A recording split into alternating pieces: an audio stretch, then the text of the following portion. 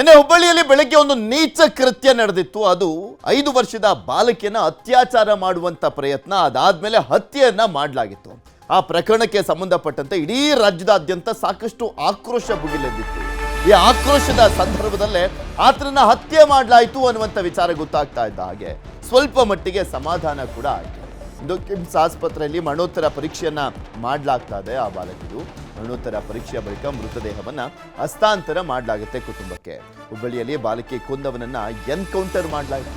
ಇಡೀ ರಾಜ್ಯದಾದ್ಯಂತ ಹುಬ್ಬಳ್ಳಿ ಪೊಲೀಸರಿಗೆ ಒಂದು ಸಲ್ಯೂಟ್ ಅನ್ನ ಹೊಡೆಯಲಾಗ್ತಾ ಇದೆ. ಇದು ಆರೋಪಿ ರಿತೇಶ್ ಮರಣೋತ್ತರ ಪರೀಕ್ಷೆ ಮಾಡಲಾಗ್ತಾ ಇದೆ. ಬಾಲಕಿಯನ್ನ ಕಿಡ್ನಾಪ್ ಮಾಡಿ ಕೊಲೆ ಮಾಡಿದ್ದ ಇವನು. ಅತ್ಯಾಚಾರ ಮಾಡುವಂತ ಪ್ರಯತ್ನ ಪಡಲಾಗ್ತಾ ಇತ್ತು. ಆ ಸಂದರ್ಭದಲ್ಲಿ ಆ ಬಾಲಕಿ ಕಿರ್ಚಾಡಿದ್ದಕ್ಕೆ ಕತ್ತನ್ನ ಹಿಸುಕಿ ಕೊಲೆ ಮಾಡಿದ್ದ. ಕಿಮ್ಸ್ ಆಸ್ಪತ್ರೆಗೆ ಸಚಿವ ಸಂತೋಷ್ ಲಾಡ್ ಭೇಟಿಯನ್ನ ಕೊಟ್ಟಿದ್ದಾರೆ.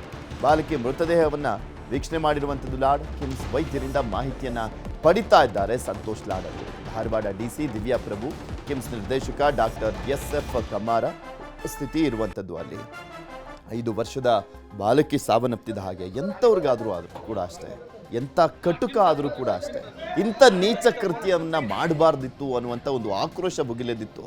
ಎಂಥ ನೀಚ ಪಾಪಿ ಅವನನ್ನು ಮೊದಲು ಹೊಡೆದಾಕಿ ಅವನ್ನ ಎನ್ಕೌಂಟರ್ ಮಾಡಿ ಅನ್ನುವಂಥ ಆಗ್ರಹ ಎಲ್ಲ ಕಡೆನೂ ಕೂಡ ಕೇಳಿ ಬರ್ತಾ ಇತ್ತು. ಇದೇ ಸಂದರ್ಭದಲ್ಲಿ ಹುಬ್ಬಳ್ಳಿ ಪೊಲೀಸರು ಆತನನ್ನು ಅರೆಸ್ಟ್ ಮಾಡಿದ ಬಳಿಕ ಮಹಜರು ಪ್ರಕ್ರಿಯೆ ಮಾಡುವಂಥ ಸಂದರ್ಭದಲ್ಲಿ ಅವ್ರ ಮೇಲೆ ದಾಳಿ ಮಾಡ್ಲಿಕ್ಕೆ ಹೋದಾಗ ಎನ್ಕೌಂಟರ್ ಮಾಡಿದ್ರು. ಸರಿಯಾದಂಥ ಶಿಕ್ಷೆಯನ್ನ ಕೊಡಲಾಗಿದೆ. ಈ ಸಂದರ್ಭದಲ್ಲಿ ಗಾಯಗೊಂಡಂಥ ಪೊಲೀಸರನ್ನ ಕೂಡ ಹೋಗಿ ಭೇಟಿಯಾದರು ಸಂತೋಷ್ ಲಾಡ್ ಅವರು. ಅವರ ಆರೋಗ್ಯವನ್ನು ಕೂಡ ವಿಚಾರಿಸಿದರು. ಇನ್ನು 5 ವರ್ಷದ ಬಾಲಕಿಯನ್ನ ಕೊಂದಿದ್ದು ತಲೆ ತಗ್ಗಿಸುವಂಥ ಘಟನೆ ಅಂತ ಉಸ್ತುವಾರಿ ಸಚಿವ ಸಂತೋಷ್ ಲಾಡ್ ಪ್ರತಿಕ್ರಿಯೆಯನ್ನು ಕೊಟ್ಟಿದ್ದಾರೆ. ಸರ್ಕಾರ 10 ಲಕ್ಷ ಪರಿಹಾರವನ್ನು ಕೊಡುತ್ತೆ, ಹೆಚ್ಚಿನ ಪರಿಹಾರಕ್ಕೆ CMಗೆ ಮನವಿಯನ್ನ ಮಾಡ್ತೇನೆ ಅಂತ ಸಂತೋಷ್ ಲಾಡ್ ಹೇಳಿದ್ದಾರೆ.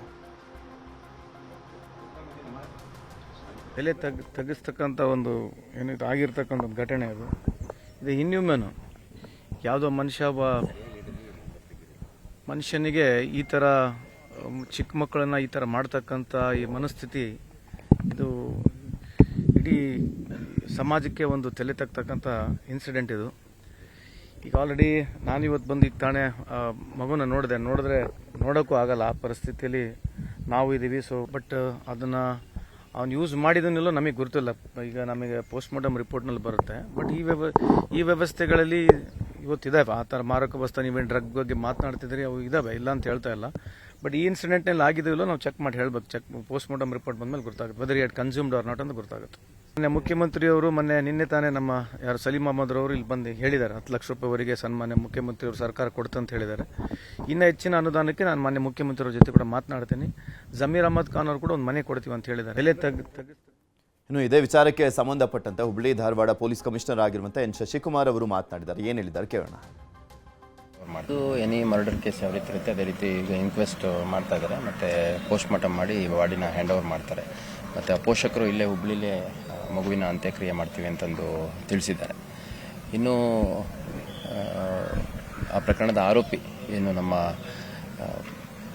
ಪೊಲೀಸರ ಜೊತೆ ಸಂಘರ್ಷದಲ್ಲಿ ಮೃತ ಹೊಂದಿದ್ದಾನೆ, ಆ ವ್ಯಕ್ತಿದು ಒಂದು ಡ್ಯೂ ಪ್ರೊಸೀಜರ್ ಇರುತ್ತೆ. ಅದರಲ್ಲಿ ಇನ್ಕ್ವೆಸ್ಟು ಮಾಡಲಿಕ್ಕೆ ಯಾರು ಮಾಡಬೇಕು ಅನ್ನೋಂಥದ್ದು ನಿರ್ದಿಷ್ಟ ಸೂಚನೆ ಇದೆ. ಆ ಸೂಚನೆ